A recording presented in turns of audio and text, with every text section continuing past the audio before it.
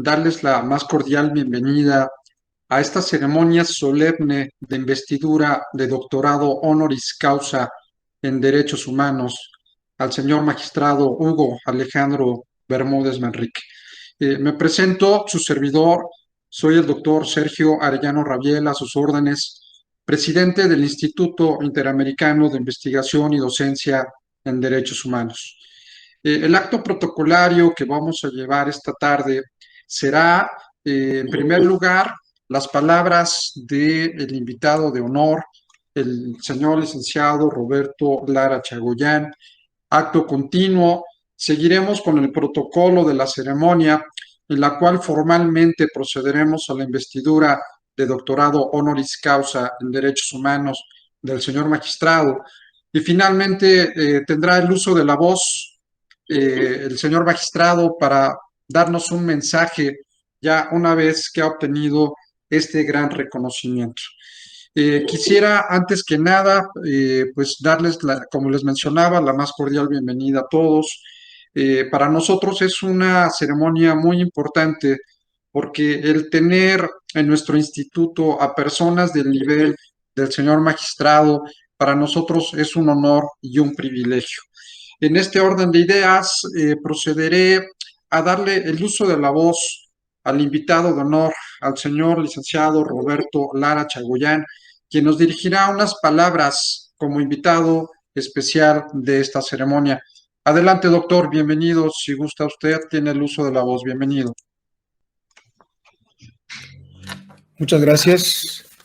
Saludo con mucho respeto y al mismo tiempo con mucho cariño a las autoridades del instituto, a los invitados de honor en esta tarde y, por supuesto, al doctor Hugo Alejandro Bermúdez Manrique.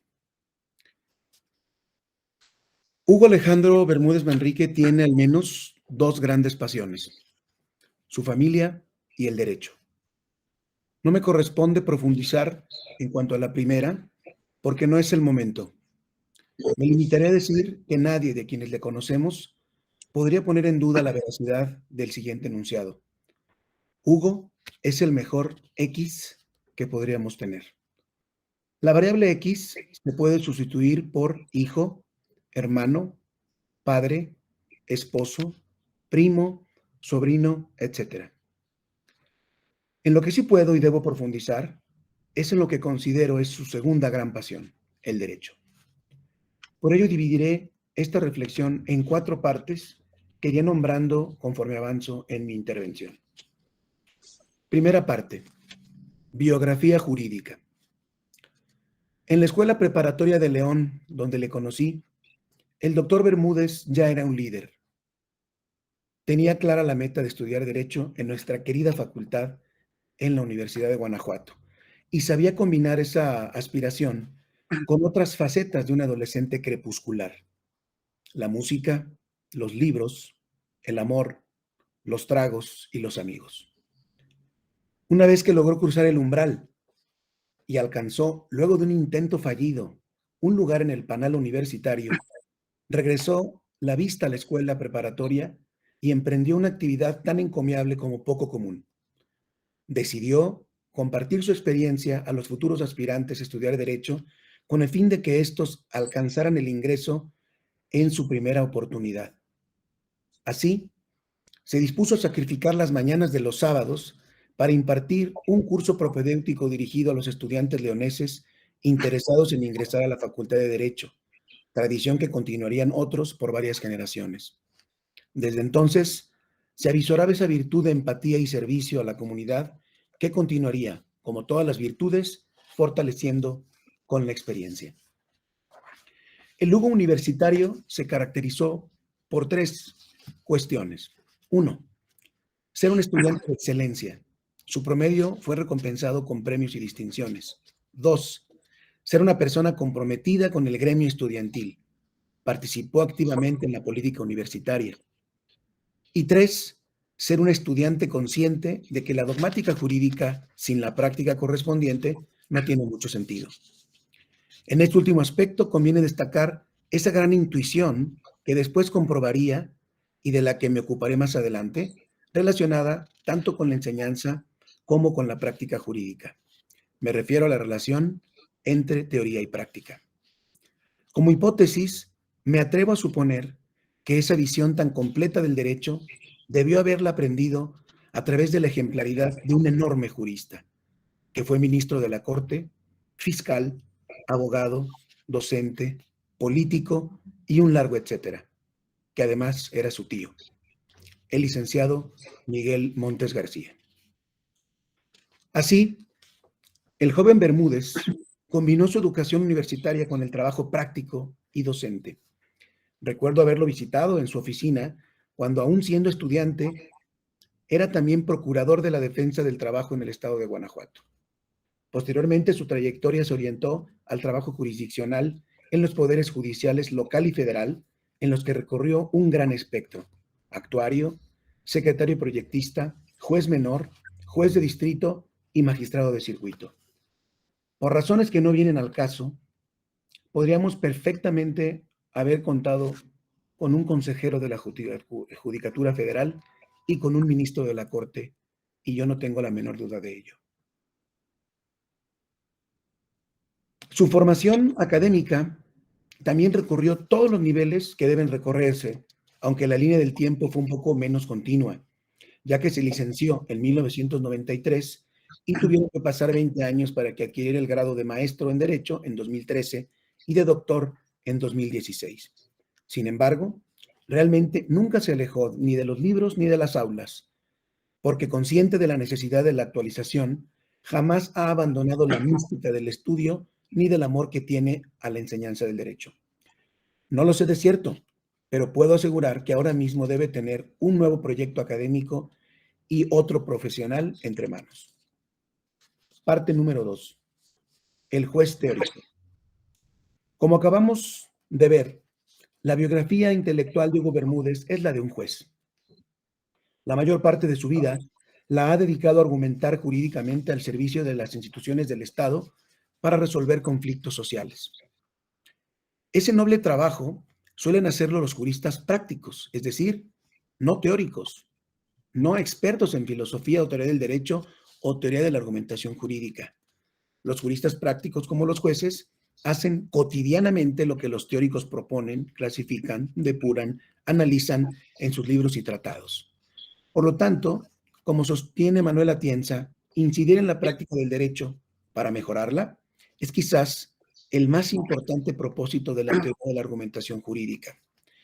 Alfonso García Figueroa sostiene que la utilidad de la teoría en la práctica puede desdoblarse en dos aspectos: como teoría descriptiva y como teoría prescriptiva. Como teoría descriptiva, esta puede contribuir a que los juristas sean más conscientes de su propio quehacer, y como teoría prescriptiva, contribuye indicando cómo deben resolverse los casos difíciles. Para ilustrar la primera de las ventajas, el autor nos ofrece el siguiente ejemplo, cito: un químico y un cocinero seguramente observan una manzana de formas completamente diversas y utilizan un lenguaje completamente diverso para referirse a una manzana. El químico nos habla de sus análisis de fructuosa y oxidación, mientras que el cocinero habla en sus recetas de compotas y tartas. Sin embargo, parece que el análisis químico puede contribuir a mejorar la labor de los cocineros, por mucho que estos hayan trabajado toda su vida sin conocimientos, al menos teóricos, de química. La razón es que los químicos y cocineros utilizan esquemas conceptuales diversos, pero en última instancia hablan del mismo objeto, una manzana en nuestro caso. Fin de la cita. Tanto los juristas teóricos como los prácticos, abogados, jueces, fiscales y en general cualquier jurista que participa en la resolución efectiva de conflictos jurídicos están en contacto con la argumentación, aunque con diferentes esquemas conceptuales. El químico del ejemplo anterior viene a ser el teórico, mientras que el cocinero, el práctico. No se trata de que pongamos como cocineros a los químicos, sería como querer sacar a los chefs de las cocinas para llevarlos a escribir libros de química, aunque podrá darse el caso. De lo que se trata es que los cocineros mejoren sus platillos gracias a un buen conocimiento de la química. De manera general, cualquier teoría está o debería estar al servicio de la práctica. pero en la mayoría de los casos los cocineros no son químicos, como tampoco los jueces, abogados o fiscales suelen ser filósofos. Por otro lado, un exceso de teoría analítica podría resultar perjudicial, ya que demasiada exactitud y precisión podría desvirtuar el oficio y ciertas habilidades de tipo artesanal que los jueces y el resto de los juristas adquieren a lo largo de su vida, su propia metodología, su propia manera de entender, plantear y abordar los problemas. Para ilustrar esto último, volvamos a la cocina de la mano de García Figueroa. Cito: se trata de un problema semejante al que habría de afrontar un cocinero que, tras abandonarse obsesivamente al estudio de la química, se desentendiera de los gustos de sus clientes y renunciara a sus viejas cacerolas, su fuego de leña, sus intuiciones sobre las medidas y los tiempos de cocción, para desarrollar su tarea con tubos de ensayo, balanzas de precisión y fría tecnología de punta. Es posible, ya digo, que todos ganaran en rigor y precisión, pero seguramente perderían algo importante para su actividad respectiva. Fin de la cita. Del mismo modo, un jurista práctico, un juez como nuestro Hugo Bermúdez, por ejemplo, que exagerara con las fórmulas, las leyes de la inferencia, las categorías conceptuales o en general el uso de herramientas teóricas, podría desvirtuar el propósito de la argumentación y preocuparse más por el bordado que por los resultados. Como nuestro chef, el jurista práctico sobrecargado de teoría podría dejar de aplicar sus propias metodologías construidas a base de instinto, intuición y oficio desarrollado durante años de experiencia. Por lo tanto, no conviene exagerar con la teoría. Un justo medio es lo más adecuado, ni tanto que queme al santo, ni tampoco que no lo alumbre, como reza el dicho popular. La argumentación como teoría prescriptiva no solo define cómo se argumenta, sino que también indica cómo se debe argumentar, especialmente en los casos difíciles. En ese sentido, la influencia de la teoría en la práctica puede ser más problemática porque entre los teóricos no existe un acuerdo sobre cómo se debe argumentar. El panorama que acabo de exponer representa a la mayoría de los juristas, cocineros con suficientes conocimientos de química y químicos que son conscientes de lo que realmente sucede en las cocinas. Ambos, gracias a que saben inspirarse uno en el otro, y gracias a ello mejoran sus respectivos quehaceres. El cocinero mejora sus sentencias y el químico mejora sus libros de química. En ese sentido, Hugo Alejandro Bermúdez Manrique es una rara avis. Y lo es porque no lo considero un cocinero puro, ni tampoco un químico puro, pero lo he visto cocinar muy bien en sus ya miles de sentencias y he leído algunas de sus publicaciones y le puedo clasificar como un gran químico también. Con el mayor de los respetos para la audiencia, no se piense que el caso de Hugo sea un modelo fácil de imitar. Lo normal es que existan excelentes químicos, también los hay malos, o magníficos cocineros. Por desgracia, también abundan los mediocres. Lo anormal, y que en la mayoría de las veces resulta en un fiasco, es que se intenten combinar ambas facetas produciendo como mucho grandes simulaciones. Pero el caso de Hugo es un caso distinto. Es un ejemplo de esas rarísimas excepciones en las que la combinación resulta virtuosa. Y advierto que nuestro doctor tiene el alma dividida y me atrevo a pensar que él mismo no sabe aún qué parte de su gran pasión, que es el derecho, le gusta más, la teoría o la práctica. Parte tercera, y voy terminando. La formación del doctor Bermúdez fue como, me faltó el título de la parte tercera, se llama La credencial teórica del doctor Bermúdez. La formación del doctor Bermúdez fue, como la gran mayoría de nosotros, de corte positivista. Sin embargo, siguiendo su obra académica o sus sentencias, puedo afirmar que desde el punto de vista teórico, nuestro doctor ha ido moviéndose hacia territorios no positivistas. Por positivismo entendemos, de la mano de Norberto Bobbio, tres cosas distintas: una metodología, una teoría y una ideología. En el primer caso, el positivismo jurídico asume, frente al derecho, y estoy citando a Bobbio, una actitud avalorativa u objetiva o éticamente neutral. Es decir, que acepta como criterio para distinguir una regla jurídica de una no jurídica la derivación de hechos verificables y no la mayor o menor correspondencia con cierto sistema de valores. Como teoría, el positivismo se caracteriza, de acuerdo con Bobbio, por las siguientes características. El derecho es coactivo, es decir, se trata de un sistema de normas que se aplican aún en contra de la voluntad del destinatario. B, las normas jurídicas son imperativas, es decir, deben entenderse como mandatos. C, la ley tiene supremacía sobre las otras fuentes del derecho. D, el ordenamiento jurídico se caracteriza a su vez por la plenitud, ausencia de lagunas, y por la coherencia, ausencia de antinomias. Y finalmente, E, el único criterio admisible para la aplicación del derecho es la subsunción. Finalmente, como ideología, el positivismo se identifica con una serie de valores que se derivan de la existencia misma del derecho. De acuerdo con Bobbio, un positivista podría hacer coincidir el juicio de justicia o injusticia de las leyes con un juicio sobre su validez o invalidez. O bien, podría mostrar que la sola existencia del derecho, independientemente del valor moral de sus reglas, sirve para la obtención de ciertos fines deseables como el orden, la paz, la certeza o la justicia legal. De este modo, para quienes abrazan el positivismo en su más estricta concepción, dejo fuera formas del positivismo incluyente, existe una serie de consecuencias teóricas que podrían no empatar con el nuevo panorama constitucionalista. Se trata de las siguientes. Número 1. Las proposiciones normativas del texto constitucional constituyen reglas y no principios. Número 2. Como consecuencia de lo anterior, la interpretación de estas reglas debe ser estricta, no extensiva ni analizada de acuerdo con fines, propósitos o políticas públicas. Tercero, las llamadas razones subyacentes a las reglas no tienen cabida en la argumentación porque son subjetivas y solo representan la agenda personal del juez. Y 4, no hay lugar a un criterio de corrección o ideal regulativo que no se derive de las reglas objetivas del orden jurídico. Para ese sector de los juristas, los problemas se dieron antes de la generación del texto constitucional. Esos problemas que se dieron antes ya están resueltos, mal o bien, pero resueltos. Su aval es la fuerza de la representación democrática.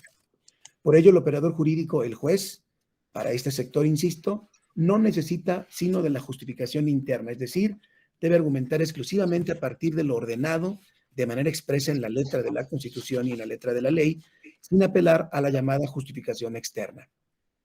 Esta es la idea del positivismo normativista más extremo. Para este sector, la Constitución es una constitución necesaria y finita. Nada que no se encuentre dentro de ella puede ser reconocido como derecho. Dudo que Hugo pueda ser adscrito en esta categoría teórica. Creo que la credencial de Hugo más bien representa una adscripción a lo que conocemos como constitucionalismo, que se caracteriza básicamente por colocar los valores constitucionales como eje sobre el que debe gravitar la actividad interpretativa del jurista práctico. Creo que Hugo sigue aquel apotegma de Josep Aguiló, según el cual no se trata solamente de tener una constitución, sino de vivir bajo una constitución, lo cual supone que todos, absolutamente todos, empezando por el poder político, nos debemos someter a los mandatos y a los principios constitucionales. Naturalmente, lo que subyace a esta afirmación es que los derechos humanos han venido a ocupar la escena central del fenómeno social y jurídico. Otro autor, Luis Prieto Sanchís, se refiere a este fenómeno con las siguientes palabras, cito: los derechos fundamentales, quizás porque incorporan la moral pública de la modernidad, que ya no flota sobre el derecho positivo, sino que ha emigrado resueltamente al interior de sus fronteras, palabras de Habermas, exhiben una extraordinaria fuerza expansiva que inunda, impregna o irradia sobre el conjunto del sistema. Ya no la disciplinan únicamente determinadas esferas públicas de relación entre el individuo y el poder, sino que se hacen operativos en todo tipo de relaciones jurídicas, de manera que bien puede decirse que no hay un solo problema medianamente serio que no encuentre respuesta o cuando menos orientación de sentido en la Constitución y en sus derechos. Detrás de cada precepto legal se adivina siempre una norma constitucional que lo confirma o lo contradice. Si, si puede expresarse así, el sistema queda saturado por los principios y derechos. Fin de la cita. Última parte, conclusión, metamorfosis. ¿Cómo ocurrió la metamorfosis de Hugo? Si es que realmente ocurrió. Quiero sospechar que debajo de la piel del jurista positivista, que atravesó por una formación universitaria más bien clásica y una consolidación como juzgador a través de una carrera judicial marcada por el formalismo jurídico, siempre corrió sangre constitucionalista. Y lo creo así porque nuestro homenajeado ha militado bajo la bandera de los valores democráticos aún antes de ser jurista. No exagero si afirmo que las creencias en la libertad, en la igualdad, en la dignidad humana que Hugo tiene bien afianzadas en su obra teórica y práctica, son las mismas que hacían verdadero el enunciado: Hugo es el mejor X que podríamos tener. Solamente que ahora la variable X se puede leer de la siguiente manera. Hoy podríamos decir, los que somos ya no su familia, sino sus amigos y o colegas, afirmar lo siguiente: Hugo es el mejor X que podríamos tener, donde X se puede sustituir por juez, magistrado, maestro o amigo. Muchas gracias. Muchísimas gracias, doctor Roberto Lara Chagoyán, por sus palabras. Verdaderamente coincidimos en todo lo que usted nos ha comentado sobre el hoy homenajeado. Eh, la pandemia nos ha traído cosas buenas y cosas malas. Por supuesto, lo malo, el tema de salud, un tema de derechos humanos que hay que cuidar y hay que vigilar, sobre todo por todo lo que está sucediendo en el ámbito mundial. Pero también es cierto que dentro de las bondades, nos ha acercado a través de procesos tecnológicos en los cuales tenemos la fortuna de conectarnos en diferentes estados de la República o inclusive en otros países. Quiero mencionar por parte del instituto que me acompañan en esta ceremonia solemne los doctores honoris causa que en esta tarde están acompañándome en este presidium virtual. Doy la bienvenida al doctor Esaú Hurtado Gallegos, desde el Estado mexicano de Querétaro, al señor doctor Manuel Vidaurri Arechiga, desde el Estado mexicano de Guanajuato. Veo también que está el doctor Moisés Sarmiento, igual también en el Estado de Guanajuato. Y son los doctores que me hacen el honor de acompañarme en este presidium virtual, doctores honoris causa en derechos humanos también de este instituto. Como ya se ha mencionado, entonces, un poco el esquema, quisiera compartirles por qué este doctorado honoris causa a nuestro homenajeado, por qué se le otorga, cuál fue el procedimiento, qué es un doctorado honoris causa y qué está haciendo este instituto como organismo defensor de los derechos humanos. Primeramente, quiero platicarles del instituto. Somos académicos, principalmente gente preocupada y ocupada por los derechos humanos. No tenemos absolutamente ninguna tendencia de partidos políticos. Nos une la academia, el conocimiento, el amor por los derechos humanos. Pertenecemos a la Red Internacional de Derechos Humanos en Ginebra y recientemente también a la Red Europea de Derechos Humanos en Bruselas. Asimismo, ya hemos pasado fronteras, no solamente en el Estado mexicano, sino también a través de la Red Internacional de Derechos Humanos en España, de algunas otras alianzas estratégicas dentro del sistema interamericano de protección de derechos humanos. En este orden de ideas, pues hemos creado un foro de discusión, un foro de investigación, un foro de pronunciamientos, un foro de análisis, sobre todo preocupados y, como les mencionaba, ocupados por el tema de los derechos humanos. Somos un ombudsperson académico. Esto nos menciona como un organismo que se encarga de tutelar y de vigilar que no existan violaciones a derechos humanos por ninguna institución de carácter público o privada. Ya hemos tenido algunos casos en los cuales nos hemos pronunciado y con gran felicidad y orgullo les comento que se han resuelto favorablemente. Por otro lado, también estamos conscientes que la formación en derechos humanos es fundamental y es multidisciplinaria. De ahí que estemos trabajando con certificaciones específicas a través de la Secretaría de Educación Pública para capacitar y para formar a gente con las herramientas y las competencias necesarias que requiere el mercado laboral.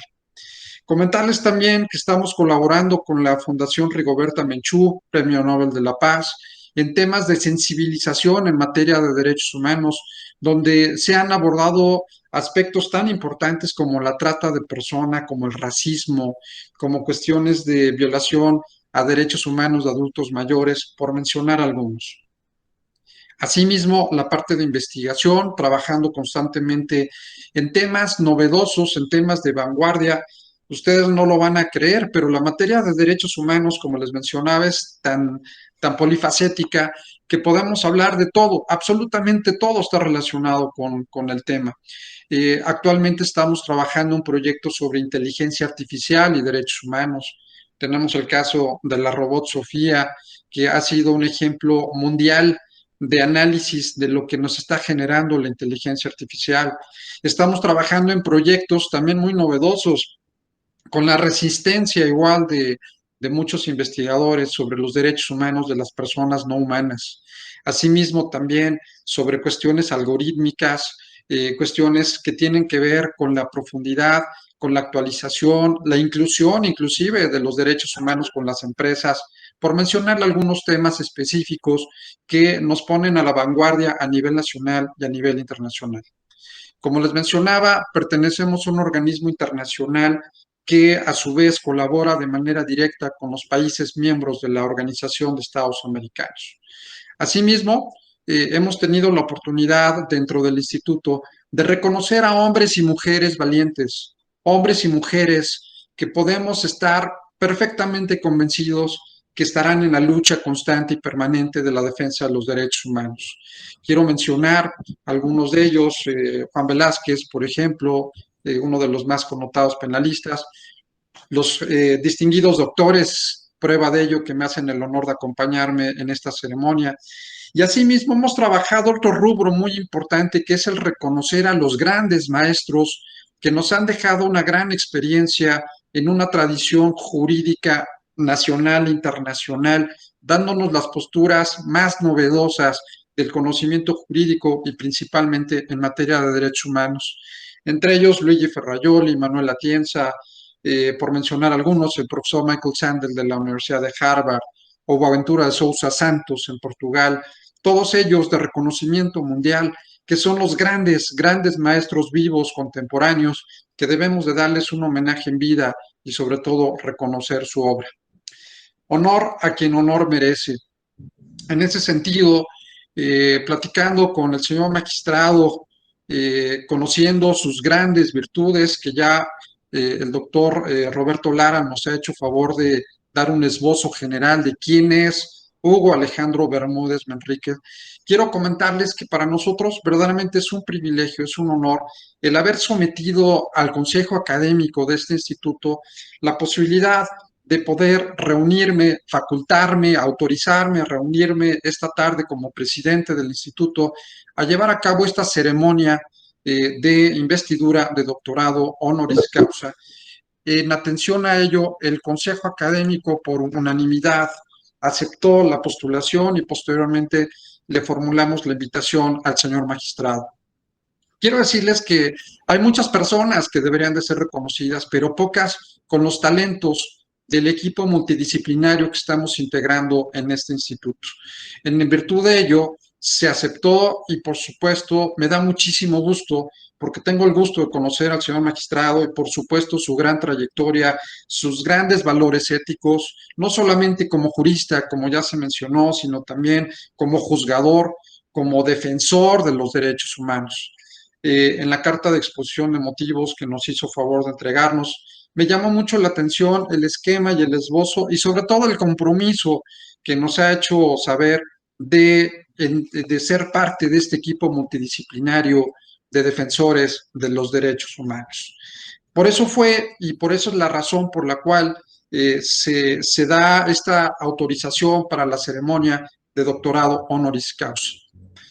Un doctorado honoris causa, un doctorado por causa de honor, significa un reconocimiento que llevamos a cabo las instituciones para reconocer, como les mencionaba, a los hombres y mujeres capaces y sobre todo ejemplo a seguir en todas las actividades, trinchera, en el profesionalismo, en su vida académica, profesional y sobre todo inculcando siempre los valores éticos de todas las personas quienes integramos este instituto.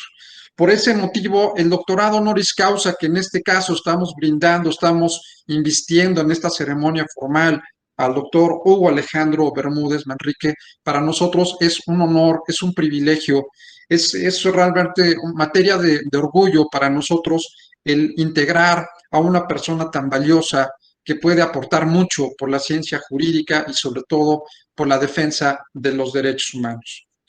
Este acto protocolario nos hubiera encantado hacerlos de manera presencial, sin embargo, insisto, entre las distancias, los diferentes lugares en los cuales nos encontramos, les haremos llegar al señor magistrado el reconocimiento oficial y aparte la adhesión y la inscripción a este instituto como doctor honoris causa en derechos humanos. Por otro lado, quisiera tomarle la protesta de ley que corresponde en este momento, pidiéndole al señor magistrado que se estuviera de acuerdo al momento de hacerle la pregunta correspondiente de la toma de protesta, si pudiera alzar su brazo, por favor, para hacer y adherirse a esta protesta como miembro de este claustro académico de doctores honoris causa y, por supuesto, como nuevo integrante de este instituto. La protesta dice así: Hugo Alejandro Bermúdez Manrique, protesta usted, bajo palabra de honor, que sus actos serán presididos siempre por la ética y el decoro profesional, defendiendo siempre los derechos humanos sustentados intrínsecamente en la dignidad humana, en su calidad de doctor honoris causa en derechos humanos, haciendo de la prevalencia de los más altos valores humanos como la mejor de sus causas? Sí, protesto. Si así fuere, que la sociedad se lo agradezca y si no, que se lo demande. Muchas felicidades. Acto continuo de esta ceremonia protocolaria, lo que procede es la lectura del juramento. Este juramento es una adhesión que ya una vez tomada la protesta y una vez aceptado el cargo honorífico de doctor honoris causa en derechos humanos de este instituto, se adhiere al compromiso institucional mismo que le pediríamos al señor magistrado diera lectura. Si es tan amable, señor magistrado. Muchas gracias, doctor. Juro con solemnidad y plena conciencia que en todo momento, durante el ejercicio de la noble profesión de defensor de los derechos humanos en el Estado mexicano, así como en los países miembros de la Organización de Estados Americanos, como parte integrante del Sistema Interamericano de Derechos Humanos, que me guiaré por los principios con los que en esta declaración me comprometo. Honrar mi disciplina y a quienes en su saber me han instruido, no faltando nunca los conocimientos, preparación y valores en los que he sido educado, y trabajando siempre para dignificar mi profesión de defensor de los derechos humanos. Ejercer en interés de los ciudadanos y por el beneficio de la sociedad el respeto a los derechos humanos, los principios éticos a los que hoy me someto y que son de gran valía, como la justicia, la equidad, la igualdad, el respeto, la inclusión, la no discriminación, la atención a grupos en condiciones de vulnerabilidad, todo ello sustentado siempre en el principal valor del ser humano, que es su dignidad. Atenerme siempre a la responsabilidad que a todo profesional compete y daré en todo momento ejemplo de mis palabras con mis actos y testimonio. Si existe duda entre la ley y la justicia, aplicar la justicia como sustento emblemático y fundamental de los derechos humanos. Que mi labor sea siempre recordada y respetada si me mantengo fiel a mi juramento. Y si no lo hiciera, que la sociedad me lo demande. Gracias. Muchas gracias, señor magistrado. Y bueno, ahora tendremos el gusto y el honor de escuchar al ya doctor honoris causa en derechos humanos de este instituto. Le cedemos el uso de la voz, señor magistrado. Adelante, por favor. Muchas gracias. Muy buenas tardes, doctor Sergio Arellano Rabiela, presidente del Instituto Interamericano de Investigación y Docencia en Derechos Humanos. Doctor, querido amigo Roberto Lara Chagoyán, de quien recibí inmerecidas palabras, quien me ha honrado en aceptar ser orador, invitado de honor. Mónica, Hugo, Silvia, Alex, David, Lili, querida familia, amigas y amigos.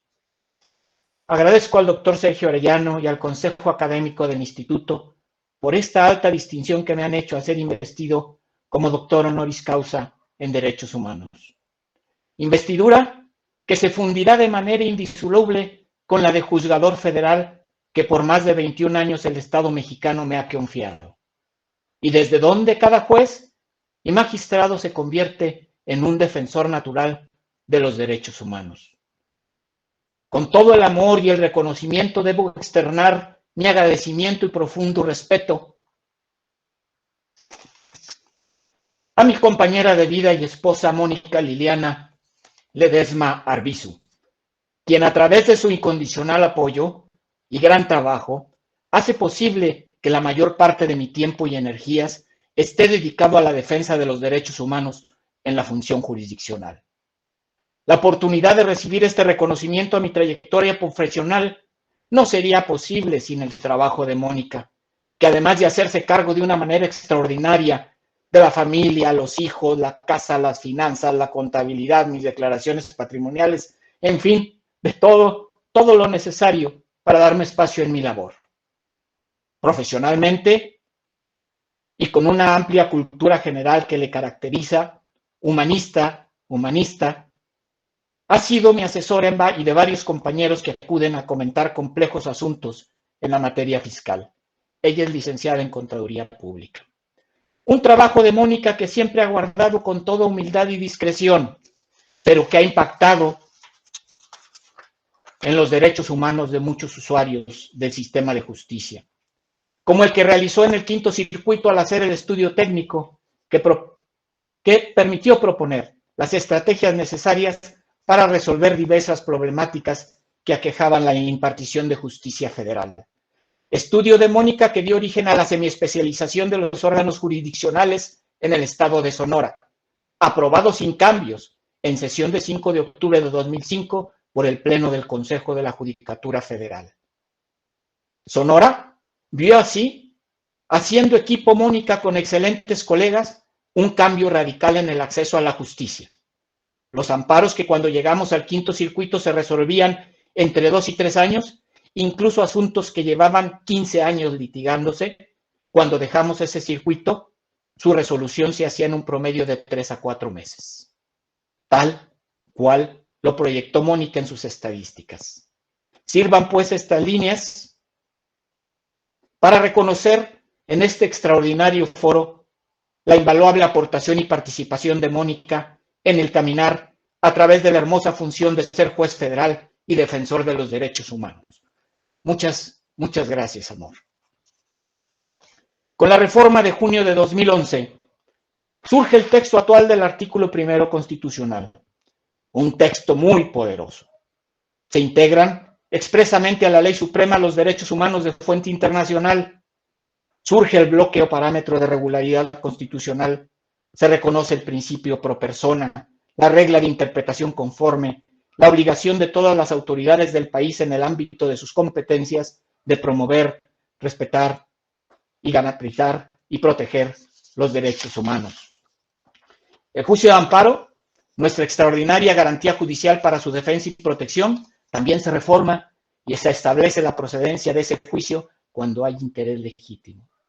Con el expediente 912-2010 de la Suprema Corte de Justicia, se abre el control de constitucionalidad y convencionalidad de las normas generales al control difuso, que realizan todos y todas las juzgadoras y juzgadores del país, y que en palabras del juez de la Corte Interamericana de Derechos Humanos mexicano Eduardo Ferrer MacGregor, nos convirtió en una especie de jueces interamericanos. Estas son las herramientas constitucionales que tenemos para el respeto y protección y garantía de los derechos humanos. Hasta aquí, todo parece excelente en el contexto jurídico nacional. Sin embargo, hay factores de los que hay que estar muy atentos, factores que detienen el impacto de nuestra reforma constitucional, ese impacto que debería tener después de 10 años de su vigencia sobre la vivencia cotidiana de los derechos humanos. Voy a mencionar algunos muy generales que me parecen de especial relevancia. Avanzamos muy despacio en la comprensión de esta reforma, incluso con algunos retrocesos, lamentablemente. Los operadores jurídicos en México nos formamos con un modelo que surge de la escuela napoleónica, después de la Revolución Francesa, el modelo del Estado de Derecho legal. En este, no había más derecho que el contenido en la ley. Bastaba que la ley siguiera un proceso formal de creación para que fuera vigente y a todos nos obligara, con independencia si respetaba o no respetaba los derechos humanos. Los jueces eran solamente la bouche de la loi, la boca de la ley. Una ley donde la moral no tenía contacto alguno. Los jueces no dialogaban con la Constitución, únicamente el poder legislativo. La Constitución era vista como un documento cuando más programático y de buenas intenciones. En Europa, después de la Segunda Guerra Mundial, por las atrocidades que esta concepción del derecho originó, se rompe con ella. A los jueces del régimen nazi se les juzga no desde la ley que habían cumplido, sino desde el derecho que no observaron por violentar derechos humanos. Surge así el Estado de Derecho Constitucional del que habló Roberto, donde a la Constitución se le reconoce su carácter de norma jurídica. Por lo tanto, a ella podemos acudir a buscar respuestas jurídicas tanto explícitas en las reglas como implícitas en sus principios, valores, objetivos y fines. La Constitución se ha cargado de moral, una moral objetiva, racional y universal que son los derechos humanos. Al estar reconocidos los derechos humanos en la Constitución, debe irradiar su contenido a todo el orden jurídico nacional. Las juzgadoras y los juzgadores dejamos de ser la boca de la ley para convertirnos en este Estado de Derecho constitucional en sujetos activos del control material y sustantivo de la constitucionalidad y convencionalidad de las normas generales y actos de autoridad. Los operadores del derecho debemos acelerar esta comprensión de nuestra reforma constitucional para operarla eficazmente como se hace en un Estado de Derecho constitucional. Romper definitivamente con una tradición positivista normativista en la que nos formaron durante muchos años. Personalmente, como juzgador y desde la academia, me ha preocupado, por ejemplo, aquella jurisprudencia que nos habla de las restricciones constitucionales. Donde la Constitución tenga una restricción a derechos humanos expresa, dice la jurisprudencia, se ha de estar a esa restricción. De tal manera que se desplace el derecho de fuente convencional, prevaleciendo la restricción de derecho de fuente doméstica cuando ambas fuentes son Constitución. Y debe aplicarse lo que más favorezca a las personas o lo que menos restrinja a sus derechos. Con este criterio jurisprudencial todavía influenciado por una concepción conservadora del derecho, se pierden oportunidades para que los estándares internacionales en materia de derechos humanos impacten ampliamente en todo el orden jurídico nacional. Aspecto que considero de relevancia y sobre el cual hay que seguir trabajando desde la academia, en el litigio estratégico y la judicatura para que esto pronto cambie. En el ámbito administrativo y legislativo vemos un gran desfase entre los derechos humanos y las prácticas que se realizan. En parte porque seguimos anclados con una concepción del derecho que no responde al Estado de Derecho constitucional. ¿Qué tanto se está legislando, administrando y actuando con perspectiva de derechos humanos? El presupuesto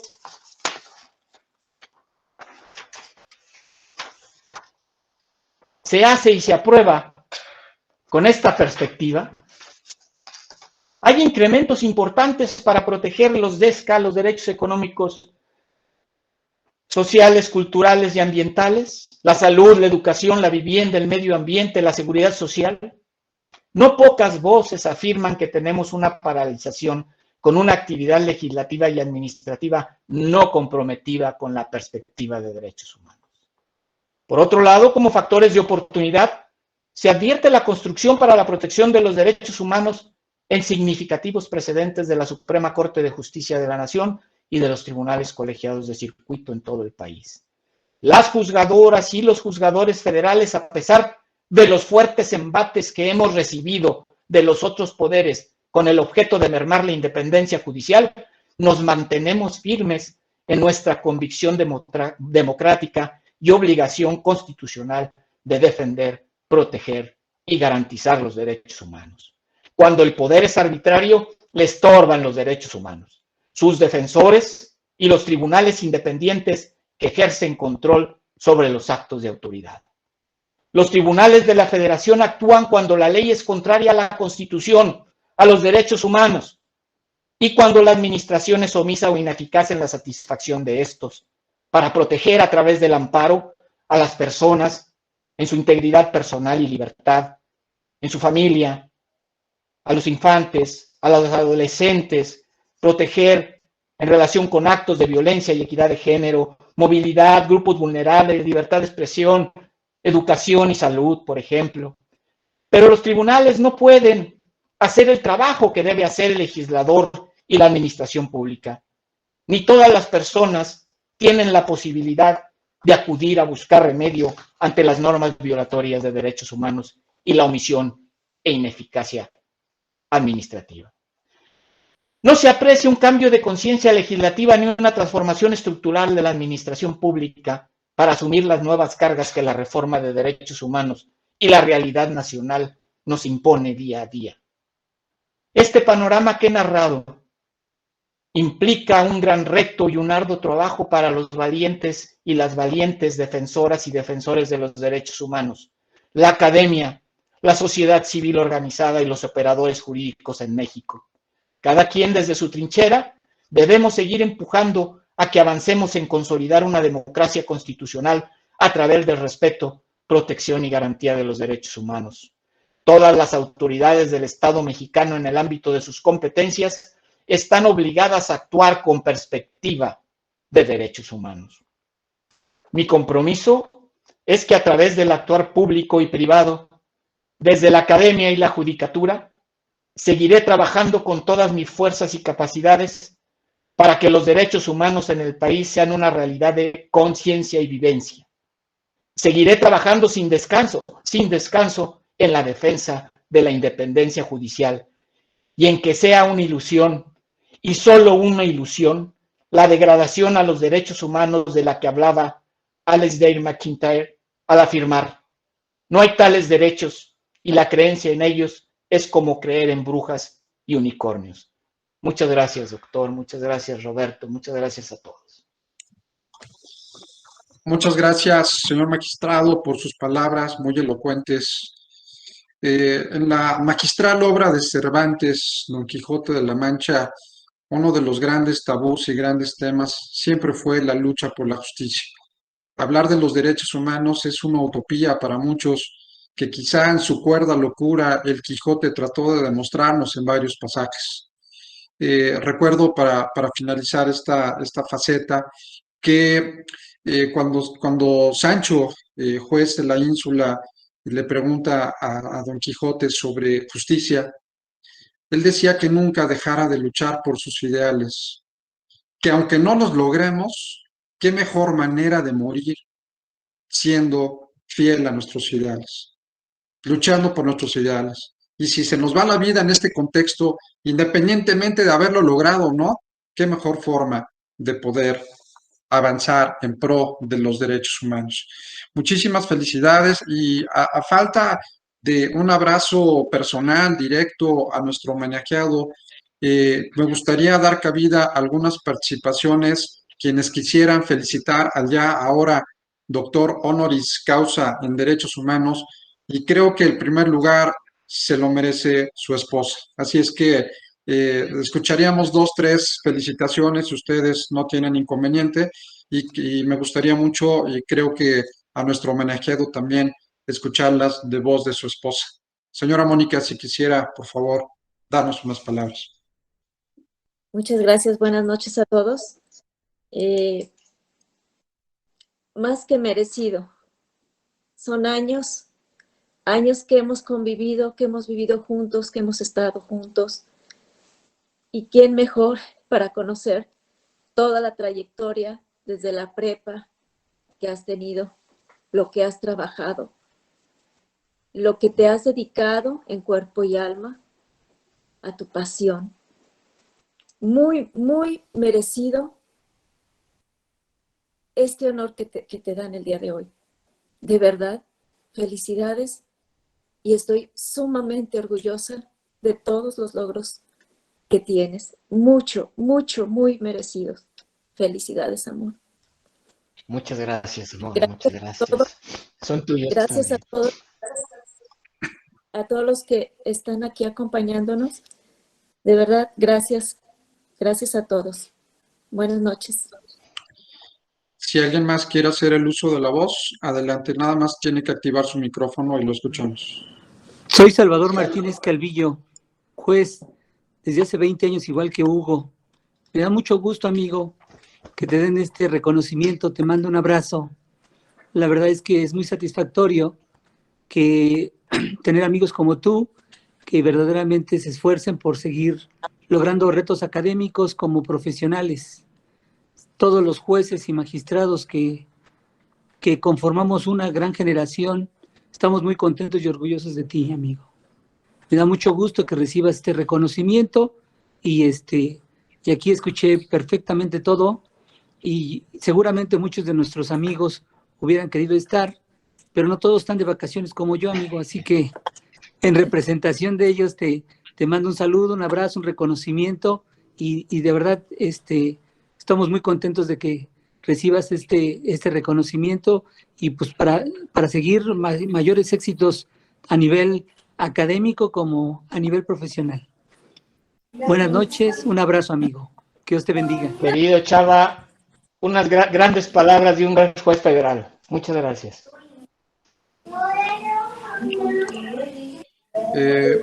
Male Manrique, creo que tiene alzada la voz, la mano. Adelante, Male Manrique, por favor.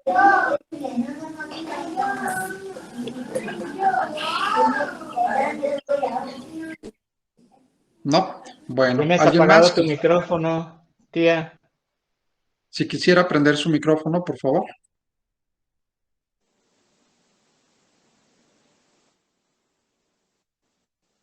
¿Tú no se lo puedes activar, Sergio, desde allá? Desde tu... Eh, Déjame lo checo, permítame, déjame. No, solamente puedo silenciar, no puedo autorizar, pero bueno, si quiere ponernos en el chat, también hay la posibilidad de que nos den algún testimonio por el chat. Mientras se da, doctora Leti Sánchez, adelante. Igual si quisiera poner su micrófono, por Sí, favor. Adelante. sí. Buenas noches a todos. Muchas gracias. Soy la doctora Leticia Guadalupe Sánchez Quintero de la Universidad Autónoma de Nuevo León, profesora de tiempo completo de la Facultad de Derecho. Muchas felicidades a mi querido amigo, el magistrado Hugo, que lo conozco desde hace un buen tiempo y sé que este doctorado honoris causa que le otorga esta gran institución es muy merecido, porque sé de su gran trayectoria como jurista, pero más como un gran ser humano que tengo, y lo reconozco más que esa característica. Felicidades, y le deseo que sigan los éxitos profesionales y académicos. Y felicidades a mi querida Moni también por todo ese gran apoyo que siempre le ha dado.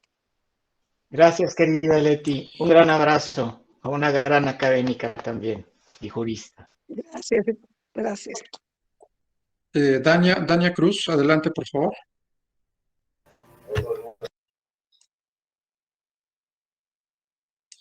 Si quisiera abrir su micrófono, hay una función para desbloquear el ¿Tienes cerrado tu micrófono, Jesús?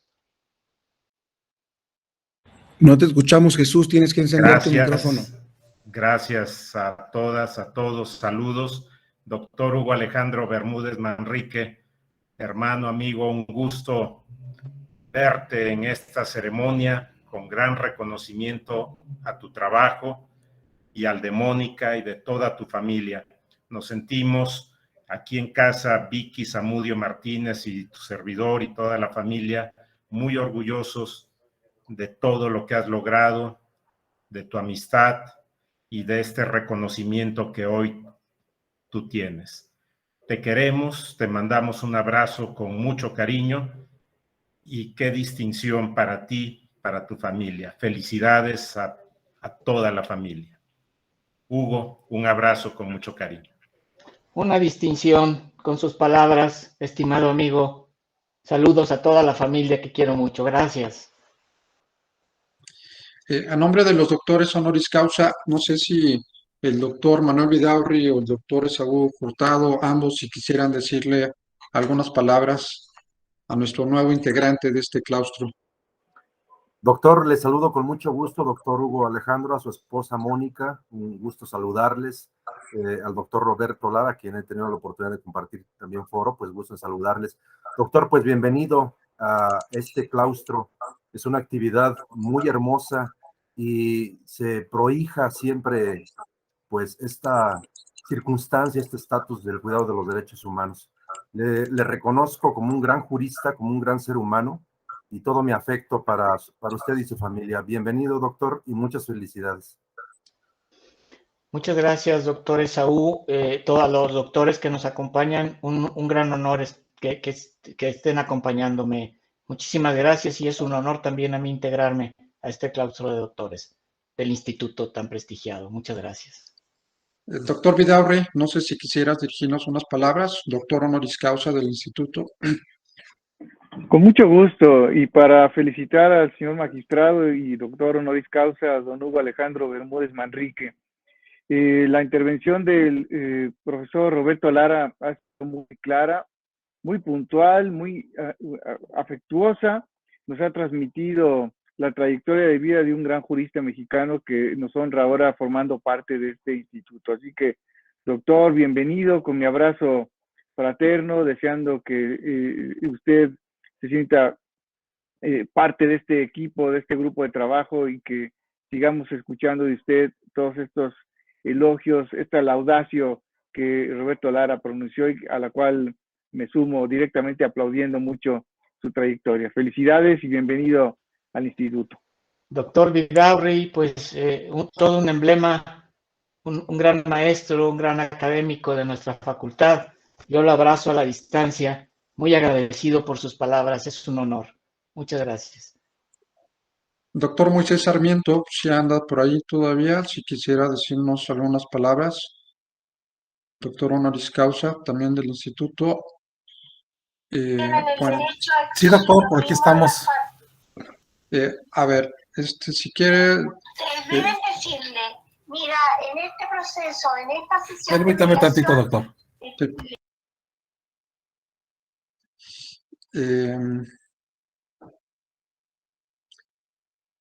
Adelante, doctor Sarmiento. Sí, bienvenidos todos y un fuerte abrazo, doctor Alejandro, bienvenido a este claustro. Para mí es un honor haberlo conocido. Soy de Guanajuato, específicamente de Cortázar, Guanajuato, y bienvenidos todos. Un gran saludo, verlos a todos. Y escucharlo su trayectoria, creo que quedé impactado de saber que contamos con una persona como usted. Muchas gracias, doctor. Muchas gracias, doctor Moisés. Roberto Lara es mi hermano y mi amigo. Infló un poquito sus palabras. Muchas gracias. Muchas gracias, doctor. Un honor recibir sus palabras. Creo que tenemos dos últimas participaciones. No sé si ya esté la visión de Male Manrique. Adelante, por favor. Creo que no pudieron. No, ¿verdad? Desconectar. Ok. Tenemos a Willy Morales. Adelante, por favor. Buenas noches. Muchísimas felicidades. Hablo en nombre de mi familia y bueno, todos los elogios que acabamos de escuchar creo que son muy merecidos y al final se quedan cortos con lo que nosotros conocemos de ti y de Mónica. Creo que son una familia ejemplar. Somos muy bendecidos de poder compartir con ustedes y muchísimas felicidades. Son un gran equipo y muchas gracias por todo lo que transmiten. Como jurista es increíble, pero como ser humano no tenemos palabras para decir lo grande, y Moni también, lo grande que son para todos. Felicidades. Muchas gracias, las bendiciones son mías de tenerlos a todos ustedes como amigos, familia, compañeros. Gracias. Finalmente, las dos últimas participaciones, Isabel Vázquez y por último el doctor Roberto Lara. Adelante, Isabel. Buenas noches, soy Isabel Vázquez Nieto y he tenido el enorme placer de ser compañera de generación de Hugo Bermúdez.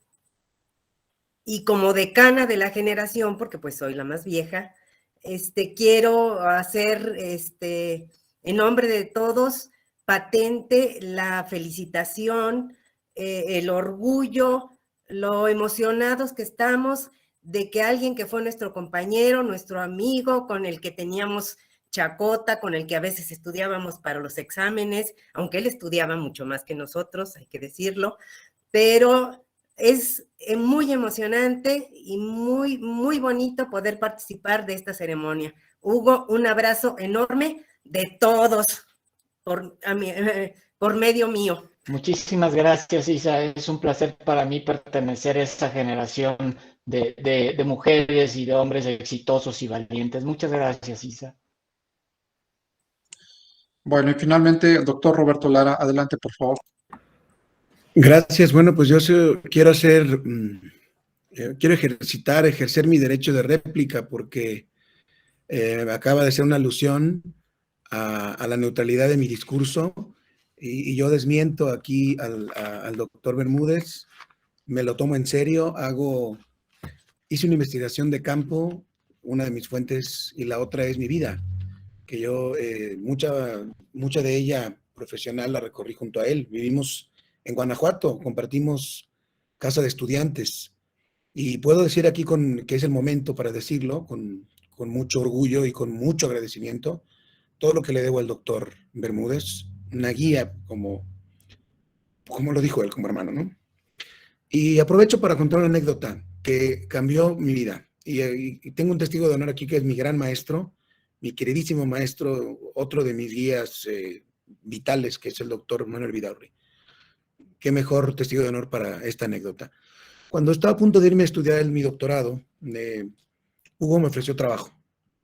Yo tenía claro que quería ser doctor, que quería estudiar Derecho, Filosofía del Derecho, pero también necesitaba la plata, porque pues yo no tenía muchos recursos, no vengo de una familia acomodada, entonces un trabajo es una bendición. Y para una condición como la nuestra, haber entrado al Poder Judicial Federal de la mano de Hugo hubiera sido, pues, habría sido una gran, quizás también una gran decisión, ¿no? ¿Qué joven que sale de la universidad no le gustaría, no mataría por entrar al Poder Judicial?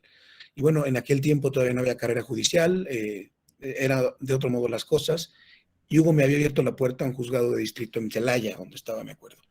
Pero le enseñé en su despacho la carta de aceptación de Manuel Atienza, pero sujeta todavía a la condición económica de una beca que me tenía que yo buscar.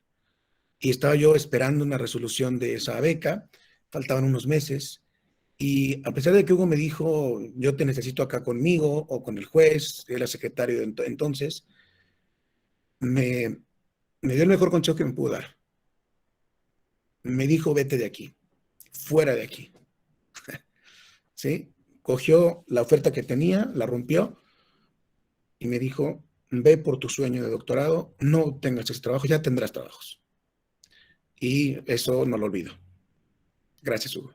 Muchas gracias. Sí, claro que me acuerdo de ese día que el Poder Judicial perdió un gran jurista, pero la academia ganó un gran académico, un filósofo del derecho que ha impactado a muchos juristas mexicanos y que además después el Poder Judicial de la Federación lo rescató. Como secretario de Estudio y Cuenta del señor ministro Cosío. Así es que Roberto es de los juristas que ha sido y que es filósofo del derecho y además integrante del Poder Judicial de la Federación en la práctica. Pocos hay con las dos características, muy pocos. Gracias, Roberto. Existen algunas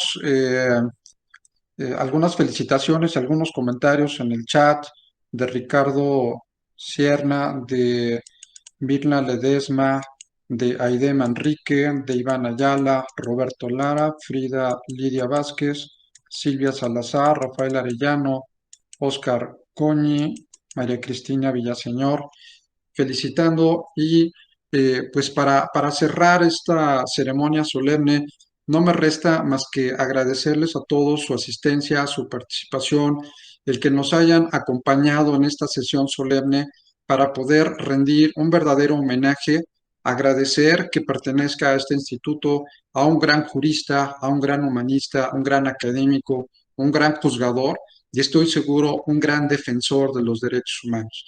Bienvenido, señor magistrado, y muy buenas tardes a todos. Realmente un placer, un honor que nos hayan podido acompañar en esta ceremonia solemne. Muchísimas gracias a todos, doctor Sergio Arellano, muchísimas gracias, doctores honoris causa, Roberto, querido hermano y amigo, familia, todos, muchísimas gracias, una gran ceremonia, muy emotiva, que recordaré toda la vida. Muchas gracias. Nos debes unos tragos, Hugo, y unos abrazos. Muchísimas gracias y muchas felicidades. Buenas noches. Hasta luego, buenas noches. Buenas noches. Abrazos. Buenas noches, Dios te bendiga, Hugo. Hasta luego. Gracias, querido Chava, gracias.